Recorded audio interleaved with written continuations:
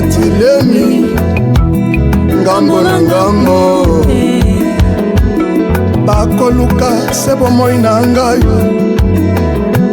bamoni ete lipambo lekomi pembeni bayoki ete nzambe alingi kosala bayebi ete tokomi ntango apokwa oyo nzambe akutanaka na baoya ye batelemi babotola lipamboli na ngai batelemi babotola oyo. Shalom, shalom au peuple de Dieu, shalom banana nzambe, bisika nyonso tozwami tikete nzambe apambola yo, nzamba lola aeba na kokela yo bisika ozolanda biso. Ezali bel et bien votre émission Dieu existe avec Papa Likondi. Bien-aimé tozokoba na service na biso oyo to intitulaki votre tristesse s'échangera en joie. Oui, nanaloba moment tokomi et comme moment tolobango à l'impératif que votre tristesse s'échange en joie. Votre tristesse doit s'échanger en joie. Voilà. Bien-aimé 2025, il faut que les lanayo et bongwane sengo. En 2025, ce qui était difficile l'autre fois, cette fois-ci, il faut comme facile. Ce qui était impossible, il faut comme possible. Et bandako tambola te, faut tambola. Bisika nzele zala kite, faut nzamba trace nzela. Bisika kolele zala ki faut nzambe acha esengo. Des services tozanango, une série de fortes prières. Otozoko banango timu kolonzamba kolobete bo changer requête. Netokoyeba na ko changer requête. Mais aussi longtemps, l'éternel Dieu nanu alobi na biso to changer requête te, to ko changer te, tozokoba toujours na kati ya programme oyo que votre tristesse s'échange en joie. Oui, bien-aimé, tozokoba passage en haut aux thème na biso tozona Jean chapitre 16 verset 20 où la parole de Dieu déclare en vérité, je vous le dis, vous pleurerez et vous vous lamenterez, le monde se réjouira, vous serez dans la tristesse, mais votre tristesse s'échangera en joie. Tikete liloba na nzambe ko kisama na vie na yo, tristesse et bongwane sengo. Bien-aimé, il n'y a que Jésus de Nazareth qui peut transformer votre tristesse en joie. Il n'y a que Jésus, le Dieu suprême, le créateur de cieux et de la terre, qui peut faire que les Bumunayorana et Memabana.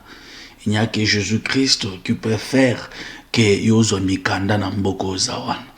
Oui, bien aimé, il faut Mikanda Namboko Zana, il faut s'établir parce que nous avons un Dieu, Tangwa Lobaka, les Kambeko Kisamak. Sotani Mukana Josué chapitre 1, verset 3, Bible Zoloba, tout lieu que foulera la plante de votre pied, je vous le donne, comme je l'ai dit à Moïse. Tout lieu que foulera la plante de votre pied, je vous le donne. Et si Kanyon Sonzambe a sepel au se retrouver en ce moment, Tikala Koyebete yon de faux konza. Yonde fo ozo possession isikawan, yonde fo ozo possession ya libala o kotuan, yonde fo ozo possession ya mariage oyo zo kotawan, yonde fo ozo possession ya ndako oyo kotuan. Bien-aimé dans le Seigneur, il n'y a rien d'hasard na senamouille. Dieu a tout fait pour un but. Et Dieu a tout fait pour un but. Place aux Zawana, et ça par hasard de se retrouver. Mboko Zawana, et ça par hasard de se retrouver dans Mbokawan. Bien nommé, et ça, et si quand Zamba sepela qui au côte, Libalawana Nzambe muta sepel au côte. Bien aimé dans le Seigneur. Alors, et c'est le téléma, ou arraché, et c'est le téléma, ou déclaré, et c'est le téléma. Il y a la part de Dieu, il y a aussi la part de l'homme. La part de Dieu, Nzamba salete a fongololo banzela, a fongololo opportunité, a salete okutana na batu ya malamu na nzela na yo, okutana na batu ba kome mayo nesiko zawan, batu ba koza la canal ya bénédiction pour na yo. Maintenant, il faut ta part au téléma, au arracher au téléma, au récupérer ce qui est à toi. Oui, bien aimé, mutu musute akoya na place na yo, ayako bundela yo, mutu musute akoya na place na yo, ayako pesa yo, si c'est en or, non. Bien aimé, il faut téléma, il faut bunda. Il faut arracher ce qui est à toi. N'est-il pas écrit dans Moukana na Jérémie chapitre 1, verset 10. Jérémie chapitre 1 verset 10. Chapitre Mobimba, verset 4 mais ce comme verset 10, Bible zolobi. Regarde, je t'établis aujourd'hui sur les nations et sur le royaume pour que tu arraches et que tu abattes, pour que tu ruines et que tu détruises, pour que tu bâtisses et que tu plantes. Nzamba chiyo isika wana pwete so kuti oiza contraire na volonté na nzambe oizo telemela vie na yo obuka opanza obalona o nzamba lona te o déraciner yango afin que oyeba na kocha oyasika. Bien-aimé, aujourd'hui nous allons détruire toutes les lois établies, toutes les lois de famille où ils allaient empêcher yo au vivre les pambole na nzamba, toutes les lois ya mokili ou oba imposa yo o lelo ezo telema lokola barrière sur ton chemin o lingite yo vivre loboko na nzamba tozokende ko détruire yango. 2025 o nyonso ezo empêcher yo okota na possession ya bilaka na nzambe, il faut to kweisa yango. Bien aimé, par la prière faut ça la part na yo ya ko déclarer makambo asika na vie na yo tikete kaka ne ko déclarer ya sike kota na vie na yo. Nzamba pambola yo na kolinko monopoliser le lobate telema likolo déjà telema likolo zo position ya prière ko alinga fuka mafukami alinga telema telemi mais kotika la ko vanda te tozokende ko tombola nanu ya wenzambe o ya pesi biso pema na bomo ya wenzambe o inspirer biso lelo ete to posséder n'ento pozo procéder boy tozokende ko pese merci parce que apesi souffle de vie azoko bako battre la biso azolongola makama na nzela na biso azolongola ba surprise désagréable na parcours na biso na via bana na biso na via mabota na biso azolongola ba sangu nyonso mabe o nyonso diable azokana sur nous nzamba azolongola yango. Voilà pourquoi azo mérité to kumisa kaye to tombola kaye to sanzola kaye to pesa eba komwe bongi na ye place aux al déjà tombola mongongo banda ko sambela komisa nzambe pese ba merci to sambela na kombo na Jésus.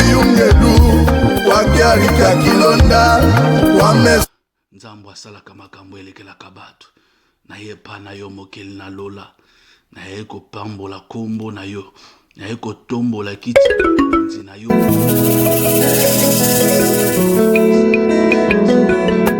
Merci pour ta grâce, merci pour ta protection, merci pour ton amour, merci pour le souffle de vie. Yahweh Nzambe nazana mosusute, il n'y a que toi éternel Dieu qui mérite les honneurs, il n'y a que toi qui mérite la gloire, la puissance, la magnificence. Omisama éternel Dieu, de m'avoir gardé, de m'avoir protégé, de m'avoir donné le souffle de vie. Éternel Dieu, tangume banguna bazo luka, batuma be bazo kana, vinangai, et si kombe vinanga est sombre, mais le toi tu es là pour me protéger, tu es là pour me garder, tu es là pour planifier mon parcours, tu es là pour baliser mon chemin. Voilà pourquoi je viens te dire merci. Merci Seigneur notre Dieu, parce que Yahweh, tu fais de toutes bonnes choses en son temps. Oui, ozo planifier makambo kitoko pour na vinangai, ozo planifier makambo kitoko pour na bana nangai, ozo planifier makambo kitoko pour na bandeko nangai, ozo planifier ya kitoko pour na vie na biso Seigneur. Kumama na yo nzamba lola netola mana yo mokele na nyonso. Mon âme te loue Seigneur, mon âme t'élève pour ton amour envers nous Seigneur. Kumisa mana yo yaya netola mana yo le prince glorieux, netola mana yo le puissant de Jacob, netola mana yo éternel Dieu des armées, qui est comme toi mon Dieu roi, qui est semblable à toi Père des grâces. Sois béni, sois élevé Seigneur, sois exalté au Père des grâces. Kumisa mokele na lo nzamba yo kakalo sango zayo nzamba pambola kezayo na ekotonda yo na ekotonda yo pona pema bomo yo pesinga na ekotonda yo pona miracle zo accomplir na vie na ngai nayekotonda yo Seigneur pour la victoire aux opesa ngai nayekotonda yo éternel mon Dieu mon roi kumisama netolama sanzolama pambolama Yahweh pambolama mokeli na lola pambolama libanga na bileko na seko pambolama le roi de gloire qui est comme toi Seigneur qui est semblable à toi puissant de Jacob qui peut faire comme toi éternel Dieu nul n'est comme toi nul n'est semblable à toi à qui pourrais-je te comparer roi de gloire à quoi pourrais-je comparer tes œuvres Seigneur tout ce que tu fais est merveilleux pour moi tout ce que tu fais est opportun pour moi Seigneur voilà pourquoi je viens te dire merci merci tendre Père merci le roi de gloire merci Jésus-Christ de Nazareth merci le Dieu de ma vie merci toi le créateur des cieux de la terre merci à toi le Dieu de compassion le miséricordieux merci tendre Père mon âme t'adore Seigneur mon âme t'exalte tu mérites l'adoration tu mérites d'être élevé Seigneur parce que tout ce que tu fais est merveilleux pour moi Seigneur est merveilleux pour mes frères et sœurs tout ce que tu fais est merveilleux pour mes enfants tout ce que tu fais est merveilleux pour mon épouse tout ce que tu fais est merveilleux pour ma mère pour mes frères et sœurs pour nos enfants Seigneur voilà pourquoi je viens t'élever encore te dire merci au roi de gloire je viens t'exalter éternel mon Dieu mon roi kumama na yo nzamba lola netona mana yo mokeli na lola kumama na yo le puissant de Jacob je t'élève je t'exalte je te magnifie Saint Dieu reçois le fruit de ma lèvre Seigneur notre Dieu la commission nzamba lola na tombo lula tomba kumisama sanzolama éternel Dieu tu es tout pour nous Seigneur nul n'est comme toi merci papa yaobongi na loku obongi na ba remerciement Seigneur nayekotonda yo nkolo na ngai nayekotonda yo mobati na malamu nayekotonda nzambo apesi na pema nayekotonda nzambo apesi na sika oh Dieu de grâce la Bible me dit que tu renouvelles ta bonté chaque matin Yahweh, je te rends grâce parce que tu as renouvelé encore ta bonté sur moi. La preuve, je suis en vie. La preuve, je respire. Oui, Saint Dieu, la preuve, je suis là, Saint Dieu. J'espère en toi, Père de grâce.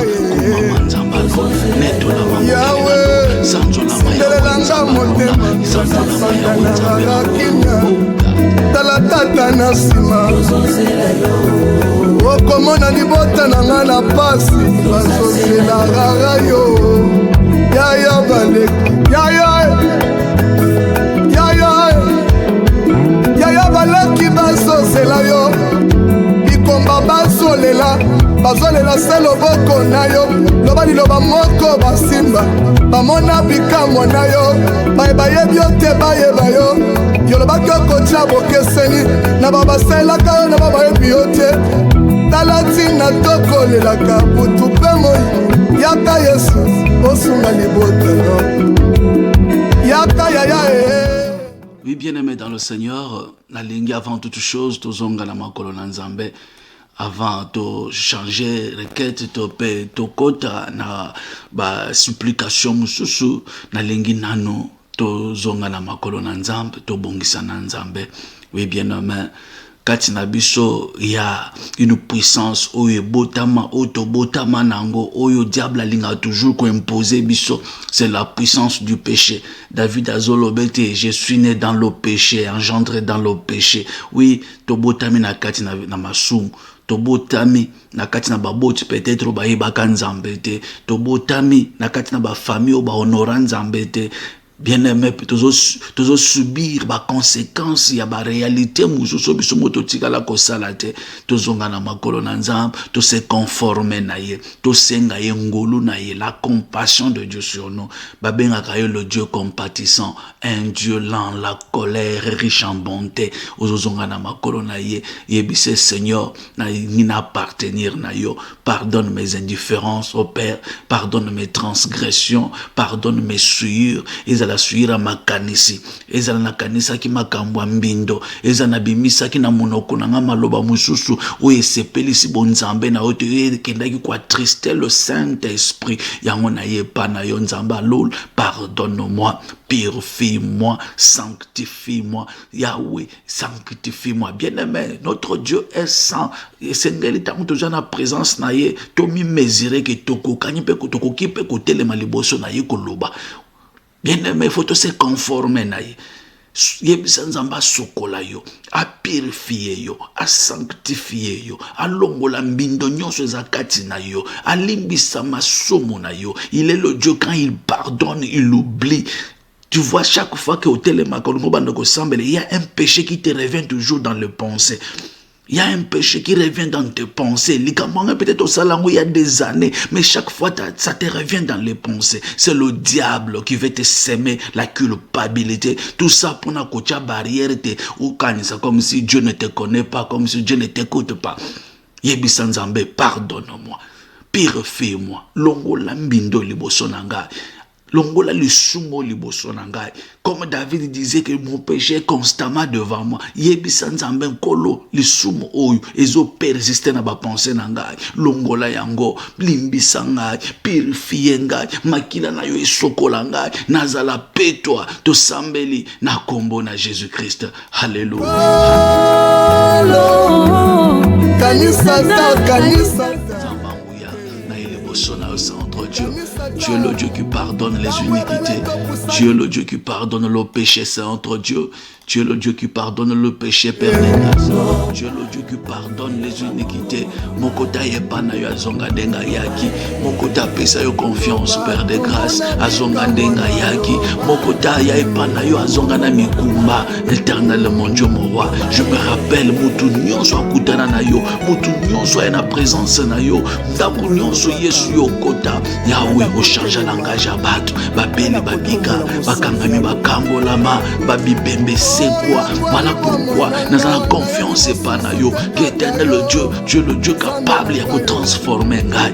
Tu es le Dieu capable de transformer vie ngai. Yahweh Nzambalula, je reviens vers toi, Seigneur. Oloba qui revenez à moi et je reviendrai à vous. Seigneur, je reviens vers toi, Père des grâces. Je reviens vers toi, le puissant de Jacob. Nazongi na makolo na yo yao. Pardonne-moi, toi le Dieu compatissant, un Dieu dans la colère, riche en bonté. Je m'approche devant le trône de la grâce. Je m'approche devant la croix du calvaire, devant la croix des compassions. Misiko tangisa ki makila pona ngai, otangisa lo makila pona la mika, otangisa makila pona remission ya masumu na ngai, pona kokangola ngai na liwa ya masumu, pona kokangola ngai na vie ya masumu. Éternel Dieu, pardonne-moi, Père des grâces, pardonne mes iniquités, pardonne mes transgressions, Seigneur, pardonne ngai. Longola mindo nyonso zo circuler na ba pensée na ngai, ma mindo nyonso circuler na ba pensée na ngai, na comportement na ngai, na vie na ngai, na maloba na ngai. Yahweh Nzambalula, pardonne-moi Seigneur, pardonne-moi éternel mon Dieu mon roi, pardonne-moi au roi de gloire, pardonne-moi éternel Dieu de mes armées, pardonne-moi puissant de Jacob, pardonne-moi au roi de gloire. Sokolanga Nzambalula, sokolanga mokele na lola, purifier nga mokele na lola, sanctifier nga mokele na lola, sanctifier nga tendre Père, purifier nga Nzambanguya, purifie-moi Seigneur, sanctifie-moi, lave-moi, purifie-moi, nazala petwa liboso na yo Nzambalola, makila na yo esokolanga Nzambabika moi, makilo etangaki ne kulusu esokolanga, parce que parmi bato kufela ne kulusu nga pe nazana kati ya Yahweh talanga na sana compassion na yo, talanga na sana miséricorde na yo, talanga na sana bolingo na yo, na sabo Nzambe na yo, sokolanga, purifie ngai, limbisa mbindo na ngai, bosana mbindo na ngai, sokolanga Nzambalola, sokolanga mokele na lola, rends-moi plus blanc que la neige, éternel mon Dieu mon roi. Oh Yahweh, quel que soit Yahweh le sumo cause les imposer mais il qu'on a vu ngai au diable il baki na ko imposer ngai au peut réalité a vie imposer ngai Nzambalola yebana kotalanga na sena mawa na yo yebana kotalanga na sena compassion na yo yebana kotalanga na sena bolingo na yo. Pardonne mes iniquités yaya, pardonne mes transgressions Seigneur, pardonne mon péché éternel mon Dieu mon roi. Limbisa ngai, sokola ngai, purifie ngai Yahweh makila na yo et sokola ngai, le sang de l'agneau est purifié ngai, le sang de l'agneau est sanctifié ngai, nazala plus blanc que la neige éternel mon Dieu, nazala plus blanc que la neige au roi de gloire, nazala plus blanc que la neige au Père de grâce. Sokola ngai ya, sokola ngai mokele na lola, purifié ngai Nzambanguya, purifié ngai mokele na Nzambe, mokele na lola, purifié ngai Nzambalola, sokola ngai Nzambalola, Nzambe na yepa na yo Yesu, epa mususu te nkolo,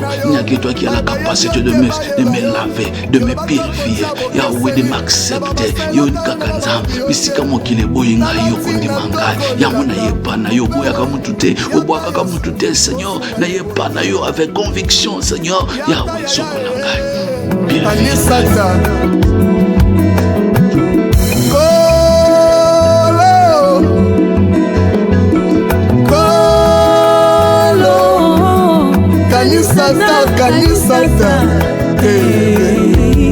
Kanisata tango ebele topusani pembeni na yo. Kanisata bilaka olakaka na yawe. Kanisata kozela na nzela kaka yo. Kanisata komata bango nakokila kolukaka yo Nzambe. Nalingi nabika, nalingi namona, nalingi nasimba, nalingi nayoka yo. Yoka tozokoba nayebi ke ozosambela bien landa ndenge nazokamba tozomata malembe po tokoma na destination oye sika okoti sika tozokoba na prière na biso bien-aimé. Cliquez kaka na like na pouce wana na musapi wana, aimez vidéo oyo, partager yango ekosunga mabote ebele ekozala pe façon na yo ya contribuer na l'œuvre de Dieu. Partage cette vidéo. Et bah peut cliquer sur j'aime sur le cœur pour être live et katanate tokoba ko salela nzambe na domaine au internet et zamba réalité belle. Bien aimé, nous allons lire un passage. Nous sommes dans Jean chapitre 1er.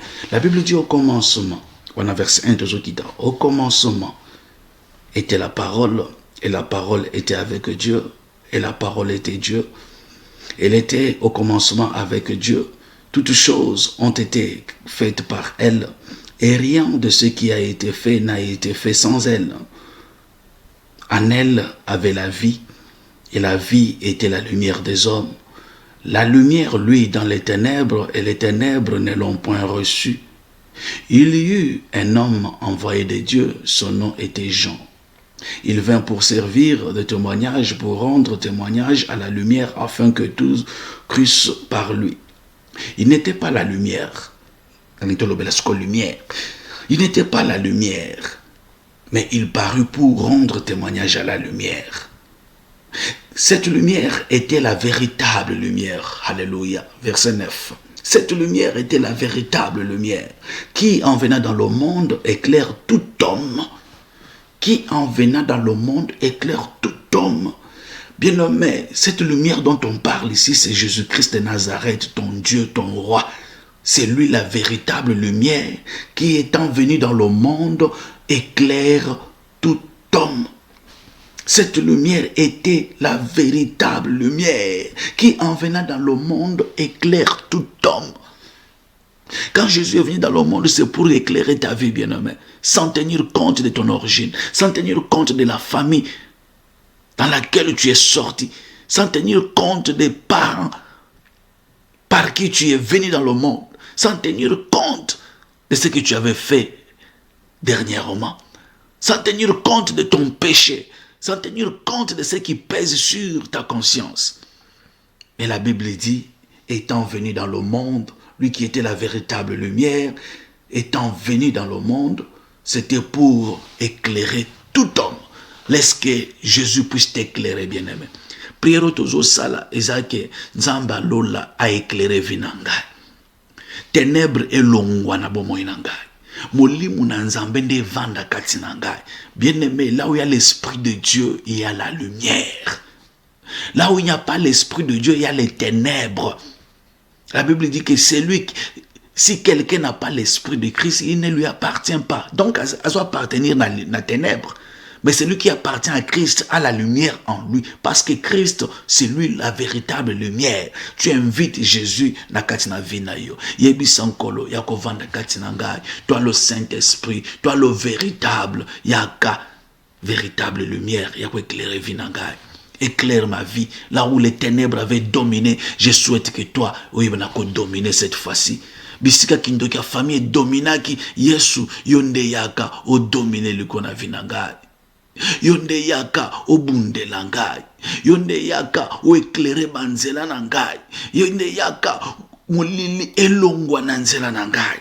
Tosambeli na kombo na Jésus. Eloi, Eloi, lama sabakatani. Toi la lumière du monde, le Dieu qui éclaire tout homme. Toi qui es venu pour éclairer tout homme, Seigneur.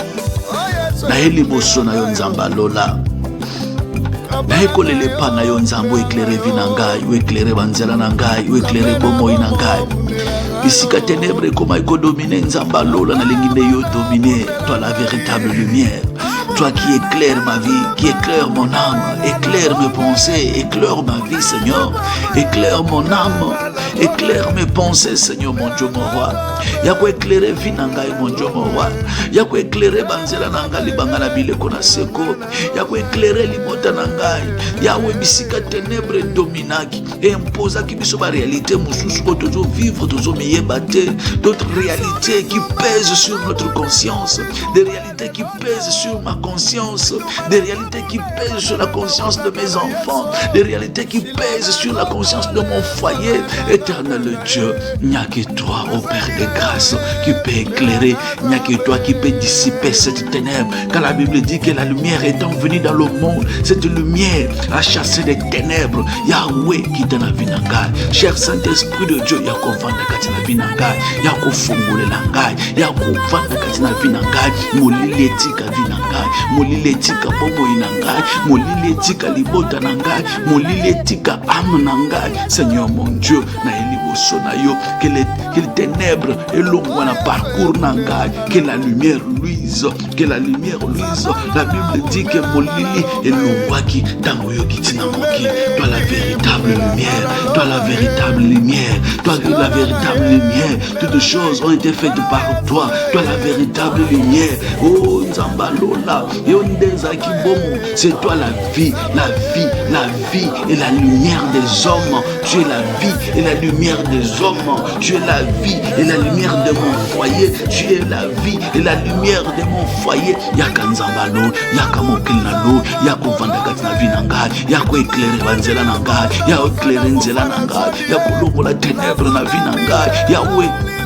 Longola molili ezo kanangai, molili oyo mokili impozangai, molili oyo famille impozangai, molili oyo famille impozangai, molili oyo kidoka famille impozangai, molili oyo bato mabeba impozangai. Yako éclairer nga Seigneur, viens éclaire mes voies, éclaire ma vie, éclaire mon chemin, éclaire mon chemin, mon parcours. Yahweh ténèbres longwa, ben certitude longwa, oyo so diable impozangai, oyo ezangisaka ngai sengo. Yahweh longwa, molimo na yo azesika. Cher Saint-Esprit de Dieu, viens établir ton trône. Yako vanda katina ngai, yako éclairer vie na ngai, yako éclairer molimo na ngai, yako éclairer ba pensée na ngai, yako éclairer vie na ngai, et l'opéli na ngai ezali éclairé par toi le Saint-Esprit. Toi la vie, toi la vie, toi la lumière du monde. Yako éclairer ngai. Yanga basi elutinza mbela ngai. La Bible dit que la lumière lui dans les ténèbres et les ténèbres ne l'ont point reçu. Oui, Yahweh tango yo kitaka molili kimaka, tango yo kotaka na vie ya mutu molili kimaka, tango yo kotaka na vie na ngai, ténèbres foi pakata mbangu Yesu kota na bomo na ngai. Cher Saint-Esprit de Dieu, kota na vie na ngai. Cher Saint-Esprit de Dieu, kota na vie na ngai. Cher Saint-Esprit de Dieu, yakana bomo na ngai. Cher Saint-Esprit de Dieu, yako vanda kati na ngai, yako éclairer vie na ngai, yako éclairer ba projet na ngai, yako éclairer ba étude ya bana na ngai, yako éclairer nzela na ngai, foyer na ngai, yako éclairer ngai nzamba lola. O diable sa imposa ki olongola, molili ka jampemba imposa ki olongola, molili famille imposa ki, molili bokoko imposa ki, molili ya ba chef coutumier. Yahweh longwa pole na yo ndekota, Yahweh pole na yo nazo seng, pole na yo ta lumière, que ta lumière luise sur mon parcours, que ta lumière lumière luise dans mon chemin, que ta lumière luise, oh Yahweh, partout où je marche, dans tout ce que je fais, que ta lumière luise, que ta lumière éclaire ma vie, que ta lumière éclaire mes pensées, que ta lumière éclaire mes paroles, même ma façon de communiquer, que ta lumière est notre Dieu, et bana ko éclairer ngai, lumière na yo éclairer ngai, lumière na yo efongole la ngai, lumière na yo éclairer ma pensée na ngai, lumière na yo nzamba lola, ne nazo senga, pole na yo yaya, pole na yo éternel Dieu, pole na yo mon Dieu mon roi, pole na yo la weko na vina ngai, pole na yo ne nazo senga nzamba nguya, pole na yo liko na vina ngai, nyake toi qui peut m'éclairer, éclaire-moi Seigneur, Yahweh fongole na ngai, Yahweh fongole na ngai, pole na yo nde na sengi, pole Yahweh ne ko sengi bundelanga na longa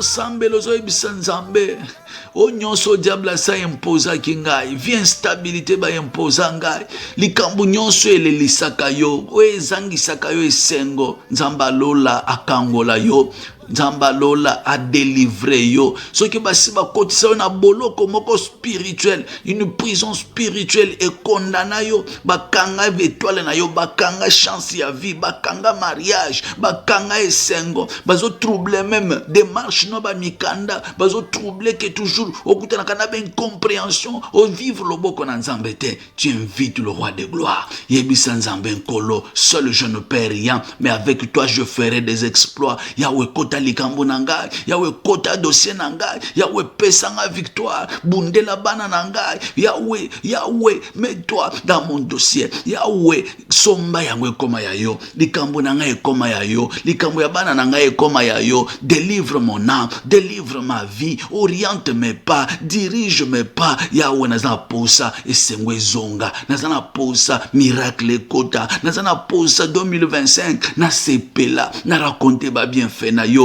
to sambeli silola bomo na longa oh tina ki mobali esili nyonso obumba lotomo eza makasi yeso aninga tokola na bango bakenda liboso kana zo baluka kangesi kanga éternel Dieu des armées, kota likambo nanga nkolo na bomo ina seko, kota likambo nanga pe Yesu, Yahweh yako pesa réponse na mituna na ngai, mes questions les plus difficiles ya vie na ngai, la réponse se trouve entre tes mains. Yahweh, n'y a que toi qui peux répondre à tous mes problèmes les plus difficiles, à toutes mes situations les plus compliquées. Il n'y a que toi, le roi de gloire, qui peut apporter la solution. Voilà pourquoi je m'approche devant toi, Seigneur. Je viens implorer ta grâce. Yahweh Telema, Yahweh Mimonisa na vinanga, Yahweh Kangolanga, délivre mon âme de sa prison, délivre ma vie na katia vie imposée, on a traversé via limitation, via échec, via pauvreté. Délivre-moi, Seigneur. Yahweh instabilité, délivre-moi, roi de gloire. Kangolanga Nzambanguya, Kangolanga Mokeli na Lola, Kangolanga puissant de Jacob, Kangolanga le roi éternel, Kangolanga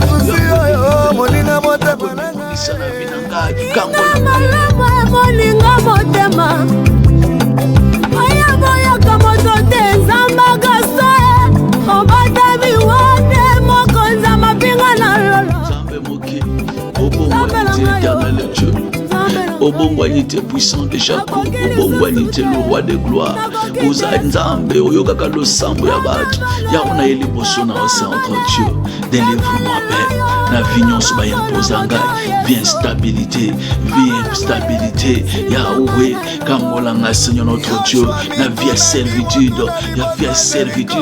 vie dépendance, vie esclavagisme, éternel notre Dieu. Délivre-moi Père kangolanga Seigneur notre Dieu, délivre mon âme Seigneur, délivre mon âme Père. Il y a prison à Kindoki, prison à famille, prison à Molili, prison à chef coutumier, prison spirituelle au bakanga étoile nangai, prison au bakanga vinangai, via bana nangai. Yahweh kita, Mimonisa, délivre-moi Père de grâce. Kangolanga Nzamba Lola, kangolanga mokeli na lola nazana mosusu te nzambe inyaki toi éternel Yahweh zongise sengo na vie na ngai Yahweh zongise sengo bisika milelo ezalaki sengo ekota na ye liboso na yo nzambe akimia na ye liboso na yo prince glorieux na ye liboso na yo puissant de Jacob na ye liboso na yo éternel Dieu des armées étends ta main de miséricorde sur moi étends ta main de compassion sur moi étends ta main de miséricorde sur ma vie étends ta main de miséricorde éternel notre Dieu étends ta main Père de grâce il n'y a que toi qui peux dire un mot et la chose arrive il n'y a que toi qui peux dire un mot la chose s'accomplit Yahweh ce qui est lobby loba Yahweh personne ne peut contredire quand toi tu dis personne ne peut contredire quand toi tu parles la chose se concrétise au Dieu de grâce dis un mot dans ma vie dis un mot Seigneur dis un mot puissant de Jacob dis un mot roi de gloire dis un mot Seigneur dis un mot Papa nazoba mateo bundelanga la longa silola bomo bundelanga la longa oh tina yaki mobali sili nyonso mopumba lotomo eza makasi yeso aninga tokola na bango bakenda liboso kana zobaluka kaka esika moko bundelanga Yesu bitumba nazobundeza bitumba molimwe bitumba nazobundeza bitumba molimo na beleli ozame mokambia milimo shilona ngai bundela ngai kola Yesu Oh Yesu bundelanga na longa abalola Oh Yesu bundelanga na longa Oh Yesu bundelanga na longa Oh Yesu bundelanga na longa eba biso baloba soki mosunyo soki obundele ngai elongo eza na ngambo na ngai soki okoti likambo na ngai victoire eza certaine oh Dieu de grâce avec toi nous ferons des exploits Seigneur Yahweh soki okoteli ngai victoire eza na ngambo na ngai telema nkolo na bomo bundela ngai longisa ngai pese longa na vi na ngai kangola bomoi na ngai longola na boloko ya famille longola na boloko ya kindoki longola na boloko ya servitude longola na boloko esclavage longola na boloko ya ko vivre en dessous de la moyenne longola na prison prison imposée Yahweh yako ba mukili Yahweh nasalela ka mukili nasalela ka bato ngamoko vina ngazo tourner en rond éternel Dieu délivre-moi Père kangola nga Yahweh soki za mibeko famille soki za ba lois imposées Yahweh kangola nga éternel Dieu kangola nga le roi de gloire kangola nga puissant de Jacob kangola nga éternel Dieu kangola nga éternel roi de gloire kangola nga puissant de Jacob nzambo ayokaka losambo nzambo amimonisaka kangola nga éternel Dieu des armées yaona na yepa na yo nkolo na liboso na yo liboso moto mokili te liboso na nzamba banzambe nzambo asalaka makambo elekelaka bato yango nde na yepa na yo Seigneur alléluia. Bien-aimé, écoutez, tu vas changer fréquence. Kolinga cette fois-ci au télémalikolo. Tu vas tant si tu as brisé, tant si tu as renversé. Oui, en passage, tu peux ça qui a Jérémie chapitre 1er. So tangine bandeli. Jérémie azolenga azolobete naza mwana moke komanzambe ozokende ko kotisanga na kati ya makambo. Je ne saurais pas, je suis encore mwana moke. Nzamba zoloba non Jérémie kobangate wana verset 4 la parole de l'Éternel me fit adresser en ce mot avant que je t'eusse formé dans le ventre de ta mère je te connaissais et avant que tu fusses sorti de son sein je t'avais consacré je t'avais établi prophète des nations. Bien-aimé nde tozana mokili oyo tozo vivre nyonso eza par hasard te kozana biso na mokili eza fruit d'hasard te mboko zawana eza hasard te on se retrouver na France on se retrouver na Allemagne on se retrouver na Belgique on se retrouver na Portugal on se partout oza eza par hasard te ke nzamba memio na mboka wana aux États-Unis eza par hasard te avant même okoma kuna nzamba sa yeba yo okoma kuna donc dans la chose de Dieu hasard ezalaka te Dieu avait déjà planifié ces choses. Bible Zolobete, il a tout fait pour un but. Dieu le savait. Azolobana Jérémie, n'a pas que avant même au botam. Et Jérémie a répondu à lui, Seigneur, voici, je sais point parler, car je suis un enfant, patati patata nzamba le bin. Non, ne crains point, verset 8. Ne crains point, Jérémie, je suis avec toi pour te délivrer, dit l'Éternel.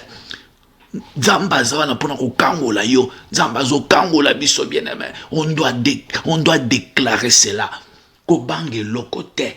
Dans verset 10, Azoloba, ou un verset dans la famille. Puis l'Éternel étendit sa main et toucha ma bouche, et l'Éternel me dit, voici, je mets mes paroles dans ta bouche. Verset 10, regarde, je t'établis aujourd'hui sur les nations et sur le royaume, pour que tu arraches et que tu abattes, pour que tu ruines et que tu détruises. Stop, nous allons continuer. Pour que tu abattes et tu arraches, pour que tu ruines et tu détruises. Mais pourquoi tu vas faire ça? Parce que moi, Dieu, je t'ai établi. Je t'ai établi. Aujourd'hui, je t'ai établi sur les nations et sur le royaume. Bien-aimé, notre combat, c'est un combat spirituel. Nous n'avons pas lutté contre la chair, le sang.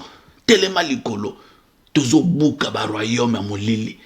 Tozo kende ko arracher nyonso balona onzamba tchate. Tu invites le feu, moto nanzambe kita, que le feu de Dieu descende dans ton corps là. Tout ce que le diable t'a imposé, oezo tia barrière, elingite yo sepela, elingite onzamba la kayo ekokisama. Tout ce que le diable a imposé comme barrière afin d'empêcher la gloire de Dieu, afin d'empêcher la main divine en toi, que le feu de Dieu descende. Moto nanzambe kita, et bouka ba barrière, et tumba puissance à famille, et tumba puissance à kindok, et tumba puissance à servitude, et tumba nyonso obstacle, to sambeli na kombo na Jésus. Dans le nom puissant de Jésus, moto kita, moto et tumba, moto nanzambe landela, na kombo na Jésus, moto nanzambe tumba, dans le nom puissant de Jésus, ba barrière kweya, o nyonso diable chana nzela na ngai, o nyonso ba imposa ngai, nazoke ndoko buka, nazoke ndoko neutraliser, tout devient imposé, toute puissance occulte autour de moi, puissance occulte dans l'entourage na ngai, o nyonso zali ko étouffer ngai, ezali ko étouffer avancement na ngai, mu pepe nyonso, ezali ko étouffer avancement na ngai, mu pepe nyonso akindoki, ezali ko étouffer avancement na ngai, mu pepe nyonso occultisme, ezali ko étouffer losambo na ngai, ezali ko étouffer vie de prière na ngai, ezali ko empêcher ngana mata, moto ekita, moto tumba, moto landela, na kombo na Jésus, moto landela, dans le nom puissant de Jésus. Bien-aimé Sambela, même dans l'entourage na yo wan, s'il y a une force, azala mutu, azala l'esprit, o nyonso azo empêcher yo mata, o azali obstacle élévation, obstacle ya réussite na yo, ayamba moto, azika, barrière ya molili etumbama, o nyonso aza mutu mabe na entourage na ngai, o azo chelanga ba barrière, ponga na matate, ponga na bongate, ponga pe na sepelate, moto, o nyonso azali ko imposer nga via servitude, ayamba moto.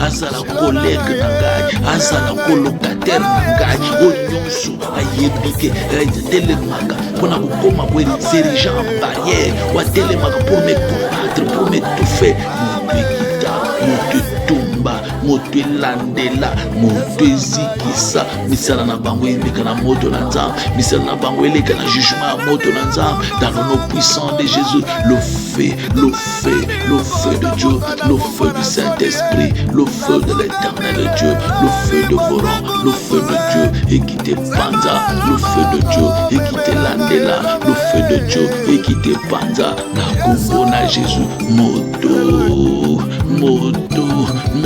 kita, mote tumba, barrière kweya, mote tumba, mote landela, na kombo na Jésus, le feu de Dieu, le feu de Dieu. Bien-aimé yoka, Nzamba zoloba na Jérémie na établir yo pour que tu arraches, pour que tu abattes, pour que tu détruises et tu ruines. Bien-aimé tozokende ko pikola nkona nyonso elona mi na Nzambe te kati na yo. Que le feu de Dieu descende maintenant et arrache toute plante que le Père Céleste n'a pas plantée dans ton corps. Na ebite nini balona yo, balona kati na vi na yo. Maladie nini ba imposer yo bien-aimé. Yo saki mutu a diabète te metala ndenge mulili imposer yo. Okomi ko vivre na kati na bensiline, okomi ko vivre kaka na batonga. Moto ekita. Maladie yo en imposer epikwama. Tu vas arracher cette maladie diabolique. Maladie à cancer diabolique, maladie ba imposa yo, maladie ba gastrite ya diabolique, moto na Nzambe kota, toute maladie imposée et pikwama, moto na Nzambe kota, onyo su balona kati na yo et tumba ma puissance ya ba dépense balona kati na yo. Quand tu attrapes l'argent, tu sais pas comment tu dépenses, tu te retrouves main vide. Mais qu'est-ce que je fais? Tu dépenses en désordre, tu te retrouves main vide. Quand tu finis de dépenser, c'est alors que c'est alors que tu reviens en toi, tu te ressaisis. C'est un démon qui est derrière ça, bien-aimé. Que le feu de Dieu descende. Mote kota katina yo, nyoso bazo imposa kayo wani pikwama. Instabilité et pikwama, célibat prolongé et pikwama, stérilité et pikwama. Tu dois arracher cela. C'est que le diable a imposé dans ta vie. Bien aimé, ce n'est pas Dieu qui a imposé ça. Célibat, stérilité, maladie, échec, pauvreté, tout ce qui est du diable doit être arraché. Belle la moto invoque le feu. Nyon se la piquam, nyon se kende na moto, to sambeli na lokola na lizi ba Bethesda ye. Moto kosunga yo aza. Le feu, moto na Nzambe, moto ekita, moto tumba, moto landela, toute plante que le Père Céleste n'a pas plantée dans ma vie. Maladie, je t'arrache. Maladie, je t'arrache. Pauvreté, je t'arrache. Et selon le puissant de Jésus, maladie, j'arrache. Pauvreté, je t'arrache. Au nom puissant de Jésus, servitude, je t'arrache. Au nom puissant de Jésus, esclavagisme, je t'arrache. Au nom puissant de Jésus, la vie de dépendance, je t'arrache de ma vie. Dans le nom puissant de Jésus, fille, moto ekita, moto nanzambe tumba, moto nanzambe landela. Dans le nom puissant de Jésus, moto nanzambe tumba, na kombo na Jésus, moto nanzambe panza. Dans le nom puissant de Jésus, que le feu de Dieu, le feu du Saint-Esprit, le feu de l'Éternel Dieu, le feu de Voran, et banako tumba, le feu de Dieu, et banako lande, même position sur famille, oh nyon sur molili balona katina biso, oh nyon sur molili balona, et pikwama, et tumbama, et zika, dans le nom puissant de Jésus, moto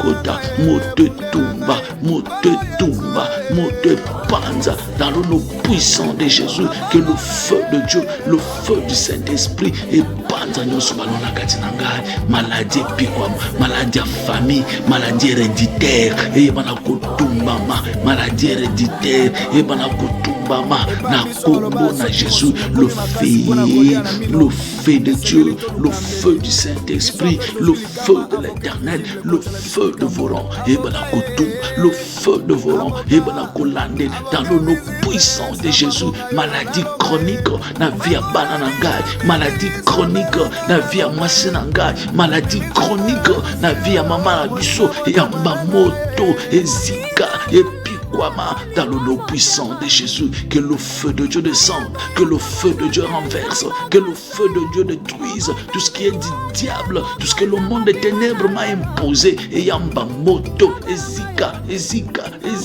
na kombo na Jésus, le feu de Dieu, le feu de Dieu, le feu de Dieu, le feu de Dieu, le feu de Dieu, le feu de Dieu, le feu de Dieu, le feu de Dieu, na kombo na Jésus. Bien-aimé, écoutez, nous sommes toujours sur cette lignée-là. que tu arraches, que tu abattes, que tu détruises et tu ruines. Il faut piquer la nyonso. Tout ce que le diable a imposé. Bien aimé, vous savez, le diable peut t'imposer quelque chose. On te met un esprit qui te suit partout. Quand le bien arrive, les pambolés, la bénédiction à quelques mètres, cet esprit-là chasse la bénédiction. Cet esprit-là chasse l'élévation.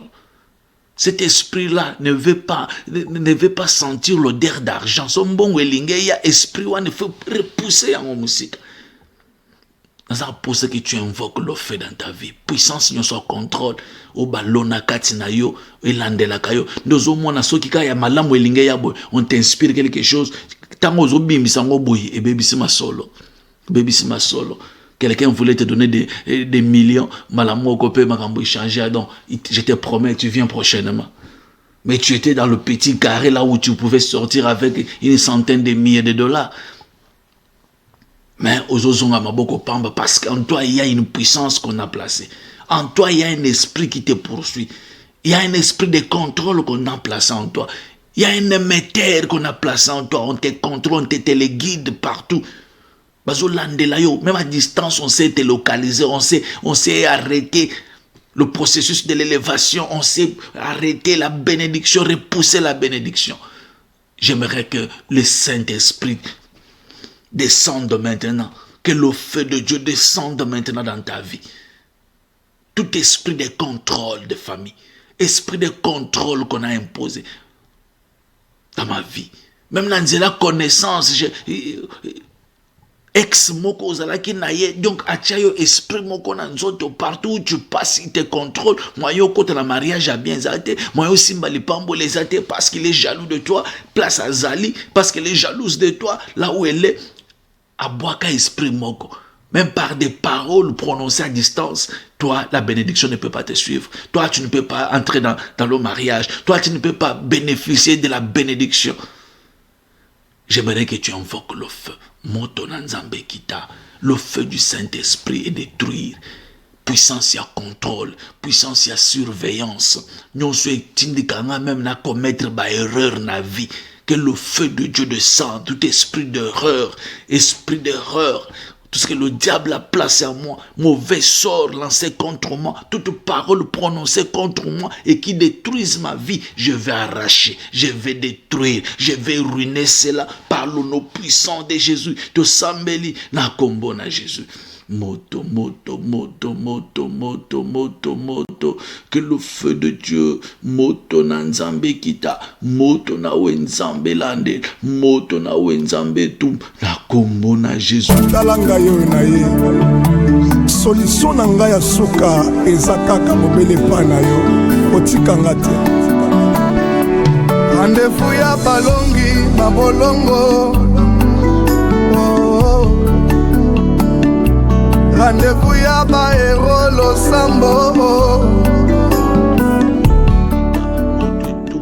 Tout ce qu'on a planté dans mon corps, la puissance, la surveillance et en contrôle. Ma caméra cachée à Kindoki, ma caméra cachée à Molili, nous sommes à pour me localiser afin de repousser la bénédiction sur mon chemin. Que le feu de Dieu descende, que le feu du Saint-Esprit,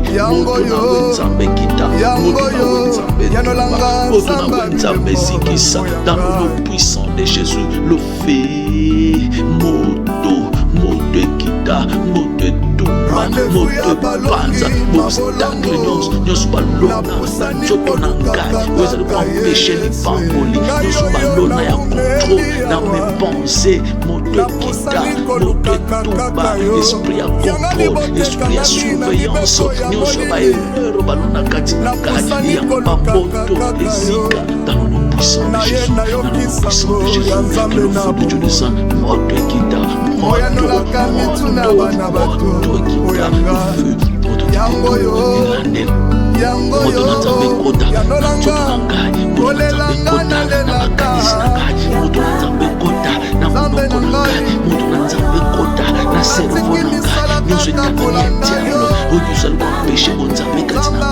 allez empêcher wana ezala mauvais solo babwakela ngai maloba moko ebima tu parles prononcé contre moi eyamba moto ezika nazokende koarrache nyonso ya molili nazokende koruine nyonso ya monde ya ténèbre nazokende kobuka nazokende koabattre tout ce qu'on a planté dans ma vie tout ce qu'on a imposé dans ma vie les puissances de contrôle de surveillance de poursuite diabolique de poursuite nocturne tout ce que le diable a imposé ezala mariage ya motu nyonso esprit nyonso batya pembeni na ngai po elandelaka ngai esprit nyonso batya na nzela na ngai po ekontrolaka ngai que ce soit un esprit humain que ce soit un esprit que ce soit un esprit humain que ce soit une personne vivante que ce soit une connaissance un membre de famille aleka na moto le feu de Dieu que le feu de cet esprit de détruise mais pas colocataire dans ma bango si ce sont Dieu obazali envoyé du diable pour m'étouffer moto na nzambe confondre misala na bango moto na nzambe confondre bango moto na nzambe pasa bango moto na nzambe landela bango na kombo na Yesu confusion na nzambe kitela bango dans le nom puissant de Jésus fe moto ekita moto etumba moto elandela bango ezala ba connaissance ezala ba colocataire ezala ba nani membre famille na ngai mauvais sort nyonso babwakaka maloba nyonso babwakaka nyonso bamirimiraka contre ngai eyamba moto confusion na nzambe ezongela bango confusion na nzambe etumba bango na ko ata na pinzoli na ye ya miso ntango alelaka boni oyebi te pasi ya motema nalobela nani ngai oyo makambo etondi nga na motema. Bien-aimé yoka tozokende vers la fin lipamboli na nzambe ezali une obligation pour na étant que moi na nzambe tu as droit c'est ton droit voilà ce que j'allais dire c'est ton droit la bénédiction divine c'est ton droit. Étant enfant de Dieu, tu as droit à la bénédiction, tu as droit à la réussite, tu as droit à l'élévation, tu as droit. Nzamba établir yo namboka ou Nzamba établir yo place aux awan. Partout au banda koleka yo foza la tête non la queue parce que tu es un enfant de Dieu. De Nzamba Zoloba na Jérémie, après avoir détruit, après avoir battu, après avoir ruiné. Si tu continues le même verset, nous sommes toujours dans ce verset-là, le verset 10 de Jérémie chapitre 1. Paragraphe à ce que Zoloba, pour que tu bâtisses et que tu plantes, après avoir détruit, après avoir arraché, après avoir ruiné, tu dois bâtir, tu dois planter. Bien-aimé, la Bible dit la vie et la mort sont au pouvoir de ta langue. Là. Ce que tu confesses, c'est ce qui va t'arriver dans la vie. Ça pose sa place aux arts. Au bande qu'on déclarer sur ta vie, au déclarer, au tato la victoire, au tato les longa, nana ko échoué te namboka o, nana ko leka na deuxième instance, te kaka na première instance na zumukanda. Oui, c'est possible avec Dieu. Nana ko leka o ba sene de ya o ba non kaka na ofra bazo pesa mukanda. Tu dois le déclarer, bien-aimé. Oh, moi, je connais un homme de Dieu. Il était au Maroc. Papa, moi, je vais traverser. Papa, est-ce que tu peux pas attendre au avion? Abi, papa, mon papa, si Dieu avait dit que je vais mourir dans l'eau, je vais mourir. Mais moi, Dieu m'a convaincu que je traverse par l'eau. Quelle conviction! Et les gens ont dit France. Azanamboka France à Vanda. Mais mais comme il a déclaré, il le confessait à tout moment, à Katisape Ayanamboka. Place Batumusuba Koufime ya Koufite. Place Batumusuba Eshua Yoko Eshouete. La puissance ya Maloba, puissance ya déclaration. Est-ce que tu peux le déclarer? Zamba Zoloba na Jérémie, afin que, pour que tu bâtisses et que tu plantes. Tu dois maintenant bâtir et planter là où tu as ruiné, tu as détruit. Malobana yonganga, comme le dit à Lingala. Malobana yonganga. Tu dois parler sur ta vie. Tu parles. Moi, je ne dois pas échouer. Moi, je dois réussir dans ce pays. Moi, je dois réussir. Ma famille doit être bien. Il faut appeler sa famille dans la vie, moussous. Ma rêve, il faut s'accomplir. onzamba kana pona nga yango nazo simba mutu moko to kwa rashenga ma bénédiction. Est-ce que tu peux prier to sambeli na kombo na Jésus? Seigneur Dieu tout-puissant, ozali nzambe, ozala toujours sima maloba ya basali na yo pona ko accomplir yango. Seigneur Yahweh, je m'estime ton serviteur, je m'estime être ton serviteur. Seigneur kolo liloba na ngai nazolobete miracle na yo ekokisama na via bana na yo oyo kana pona biso to simba yango éternel Dieu, oyo loba pona biso to palpe yango nzamba lola biso to ko échouer to ko échouer aka jamais na mboka oyo to ko zonga simate to ko dépendre na batu te. Seigneur to ko zala toujours la tête haute, to kende de succès et de victoire en victoire, éternel notre Dieu. Car la Bible me dit que toi qui as commencé cette œuvre en nous, tu la rendras parfaite. Yahweh tikete, onyoso bandai katina biso e komana suka. Moi je t'ai toujours appelé le Dieu des œuvres achevées. Jamais au bandai likambo suki sango na nzela, éternel Dieu. Jamais au bandai likambo osuki sango na nzela. Moi je crois, je suis convaincu que le kolo banda nangai, côté na uta na côté na komi, Yahweh pour les ana parcours nangai, ngana zo tato la monena yo, ngana zo simba bilaka na yo, mbokoi ozo établir ngai, mbokoi ozo pesanga mukanda. Yahweh yoloba kite esika matamba makolo na bino nyati e pesa melibino. Oui Seigneur, na ebike mboko pesinga yango, mboko pesinga yango Seigneur. Yahweh na ebike na première instance nazo zo mukanda. Voilà ce que je confesse. Yahweh nzamba lol, ozali nzambo kaka lo sambu ya ba. Yahweh kolo naza posete lobby ngana témoigner, lobby naza la sujet à témoignage. Muto atalinga amoni grandeur na yokati nanga, muto atali parcours nanga ya habiter nzamba zalaka. Oui, je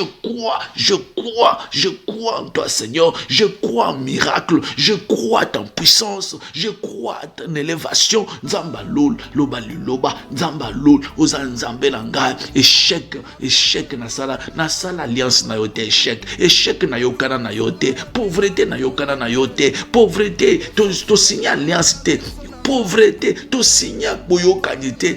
Nini na vi na ngai, échec nini na libota na ngai, kolela nini na boyibino 2025 oh eza année élévation na ngai, 2025 oh eza année abilaka, eza na accomplissement ba promesse na nzambe liko na foyer na ngai, liko na libota na ngai. Éternel Dieu, je crois en toi Seigneur. Yahweh, est-ce que soyeba yanga pasi, est-ce que somona bolingo motema, est-ce que soyeba likambo na ngai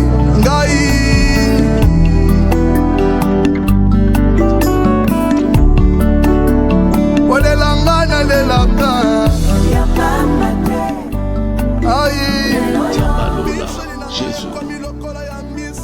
Jésus. Bien-aimé, Tokomina Souka, Ponalelo, que l'Éternel Dieu vous bénisse abondamment. Nous sommes arrivés à la fin. Il y a prié Nabiso Lelo. La semaine prochaine, nous allons 1h30, nous allons à 13h30 sur demande et à Baïke. Mais aujourd'hui, on s'arrête par là. Que Dieu vous bénisse abondamment. Nabi que au sambeli bien. Tika miracle l'ensemble et la tanzoto na vie na yo. Tika onzamba la kayo o palpe yangos. Oya mungu na Satan et mon alibota na yote. Voilà un peu la prière. O ezali kobimakati nangai. Ça vient du fond de mon âme. Na pambolio. Fongwama. Pambolama. Kendeli boso. Mariage kitoko nanzela na yo. Onyo soza mungu na élévation na yo. Onyo soza envoyé du diable na parcours na yo. Nzamba lola a supprimé ye. Nzamba lola a écarté ye sur de ton chemin. A écarté na nzela ya bana na yo. A écarté ye na parcours na yo. Ozala katia. Ozomikuta na katia. Embarras de choix. Que l'Éternel Dieu fasse un choix merveilleux pour nayo. Un choix judicieux pour toi. Que l'Éternel Dieu yemoko asel la yo choix. Ozomi kuta na kati na mbara. Tu ne sais pas où aller, quoi faire. Que l'Éternel Dieu akoke la yo. Nzamba lola akangola. Nzamba lola afongola nzela. Nzamba lola yemoko asale le choix. Et c'est là dans le nom puissant de Jésus-Christ. Nazoke de ko neutraliser force maléfique nyos. Vous allez empêcher au sepela. Nazokende kopangusa nyonso eza ba pinzoli na yo. O nyonso elelisa yo 2025 oyo elongwa na nzela na yo. Yo pambola, yo mata, yo sepela, yo fongwama, yo zala canal ya bénédiction, yo zala canal ya bénédiction, ya bato ebele, ozala parmi bato bako financer cette œuvre, ozala parmi ba partenaire à musala na nzambe. Que l'Éternel Dieu te bénisse, que l'Éternel Dieu t'élève, appelle ça yo abondance, appelle ça yo ebele pour na kosala les bonnes œuvres. Et c'est là dans le nom puissant de Jésus. Na longo l'unions, il y a des barrières, des obstacles, des mauvais sorts, et kende musika na kombo na Yesu Masiya. Quiconque se lèvera pour nous combattre yo. Azala membre de la famille, azala connaissance, azala camarade, azala nani, mo panga na nzambe kite la ye. Epé na nzambe kata ye biteni. 2025 oyo akundama. Oui, il y a des gens qui doivent mourir pour yo mata. Il y a des gens qui doivent mourir pour yo sepel. Et c'est là dans le nom puissant de Jésus. La sécurité na nzambe likolo na yo. Makama, ba surprise désagréable et que ne musika. Et c'est là dans le nom puissant de Jésus. De Nabondele Boy. Amen. Bien-aimés, on s'arrête par là. Notre programme, c'est chaque lundi, mardi, jeudi et samedi, de 10h et de 12h à 13h. Mais sur demande de plusieurs, on va aller jusqu'à 13h30. Donc, prochainement, retenez déjà cela, on doit commencer de 12h et on finit à 13h30. Donc, 90 minutes de prière. Alors, préparez-vous déjà. Que Dieu vous bénisse. Au microphone, c'était votre serviteur, Jean-Pierre Likondi. On se retrouve prochainement. Zambalola, a salelo bolam. Zambalola, a pambola bino. A kokela bino. Zambalola, le Dieu de mon Père, le Dieu de voici l'homme. Mon Père, azala nzambe na bino. A kokela bino. Oui, on reste toujours attaché à la source. Ma source, c'est le pasteur François Mutombo, mon père spirituel. Jusqu'à la preuve du contraire, bah changera peu papa te. Akotika laka azaka papa nangai. Aza toujours mon père. Ah oui, mon père, je l'aime tellement que ataye mo ko place ça n'a été soit comprendre que je l'aime tellement que plus que même mes parents biologiques, parce que au nazalelo même mes parents biologiques ne l'ont pas fait. Mais il y a salé langa yango. Na na makolo na mwana muke na koli na makolo na ye na boti na makolo na bali na boti na zoba promotion na ba entreprise na ye moko na kenda jusqu'au sommet na banda na seti directeur général dans ces entreprises. Donc c'est plus qu'un père pour moi. Je l'aime tellement et je continue à le servir comme un serviteur. Place ya za ngana za serviteur maboko kokanga. Ah oui. Nzamba Pambola, papa, Abakisele Mikolo Ebele, nous avons encore besoin de lui. Nous avons encore besoin de lui. Moi, j'ai toujours dit que je suis de cette génération-là, Solo, le serviteur le plus ancien de la maison d'Abraham, Babiso. Que Dieu nous en préserve vraiment. Tous à la témoignage, Johanna. To kende jusqu'au bout. Même na la vieillesse, to demeurer toujours fidèle. Voilà un peu. Ongana kolo balelo nzamba papa nanga akokela bino nzamba voici l'homme azala pe nzambe na bino bokende de succès en succès de victoire en victoire na kombo na Yesu tokutani prochainement. Ciao. Zambi mungenzela mwalwe Zambi mungenzela mwalwe Mwense jiwa malu utuambula kujala umwense la wimpa bwende umuteka kumese ni bakale ai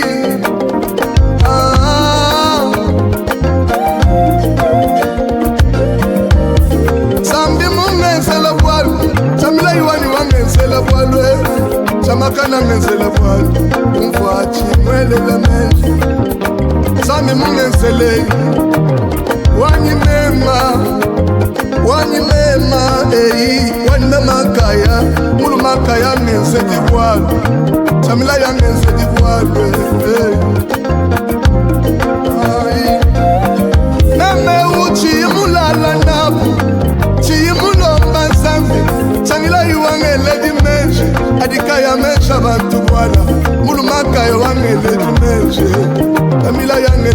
menje Envoie na ukumoyo Wangeleje mema Ai Musambu chitu wimba Nema mwimba chindale Musambu wa wimba wanzambi Jamakanda wani mema senga mutu wanye Jesu wane Chimpwani weyo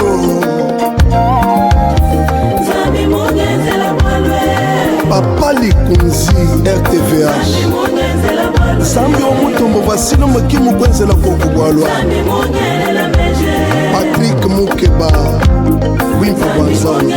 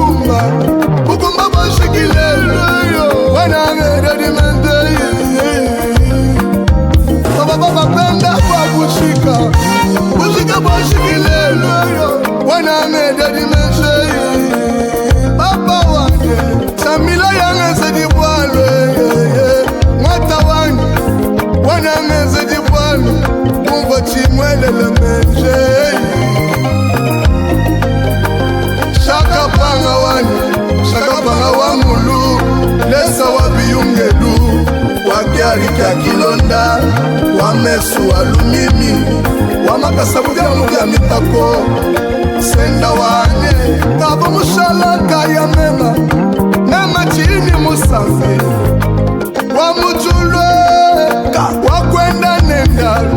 Wakwenda nenda Yepo wansambia Wakwenda nenda Mwipa kumuna waya ya senda mutu wanyu Zambi mupishe bane Ukumba bwanyi bwa shikilelwe yo Abunye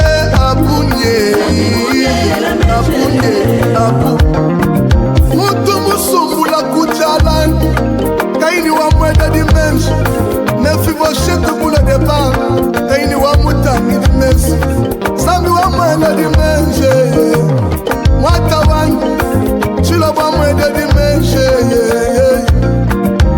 Kabine shebo mesha batunasha